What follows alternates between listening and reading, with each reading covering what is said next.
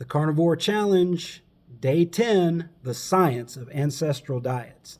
I'm the author, Jason Atkinson. Diet trends come and go, but the one that has stood the test of time in some form or another is the low-carbohydrate diet. The low-carbohydrate or low-carb way of eating has actually been around for thousands of years. What other diet can make that claim? Scientists believe our ancestors ate a diet that consisted primarily of meat, fish, eggs, fowl, and some nuts and seeds.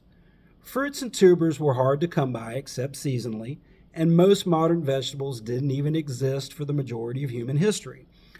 Our troubles really began when we learned how to domesticate animals and started cultivating plants for food.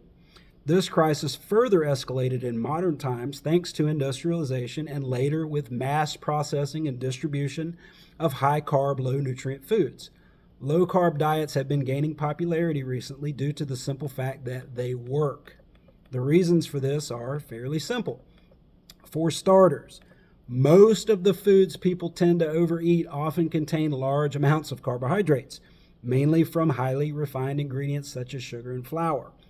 Due to their sheer volume in the food supply, these are the most likely sources of calories to be eaten in excess and therefore stored as body fat. Secondly, carbohydrate suppresses the burning of fat, our body's natural fuel source. Because excess glucose is toxic to humans, it must be burned first when it is present in the bloodstream. Only when glucose has been used as energy or stored for later can the body return to its default fat-burning state. The body maintains a very small and very tightly controlled amount of glucose at all times, and anything over about a teaspoon has to be burned immediately or shuttled into storage before it starts causing damage. In order to dispose of the extra glucose or blood sugar, insulin is dispatched. When insulin is elevated, fat burning screeches to a halt. In short bursts, insulin is not problematic. In fact, we would die without it. It's only when insulin levels are chronically elevated that it becomes a problem. In fact, chronically elevated insulin, hyperinsulinemia, is the condition, hyperinsulinemia as the condition is known, is the root cause of metabolic disorders we're experiencing as a society. The solution is replacing the majority of empty calories we consume from carbohydrates with quality sources of nutrients like protein and essential fats. The bottom line is eat real food. The so-called carnivore diet originally began as an attempt by biohackers and others interested in optimizing their health to emulate a zero-carb way of eating that was also higher in dietary protein compared to a clinical ketogenic diet. The original clinical keto diet was designed to mimic the effects of fasting to prevent seizures in epileptic children.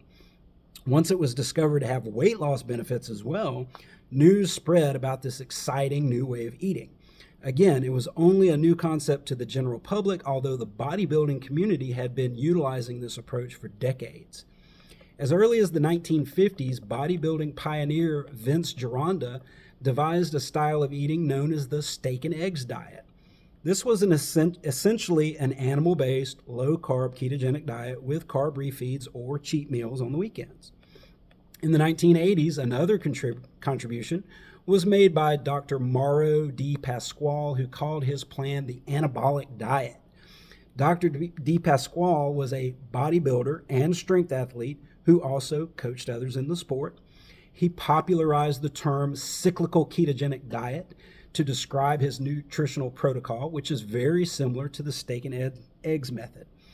With its high reliance on animal protein and general avoidance of carbohydrates 5 days a week, and a high carbohydrate phase on the weekends, his anabolic diet soon became popular with a new generation of fitness enthusiasts. He went on to publish his results in the pages of various powerlifting and muscle building magazines, newsletters, and books.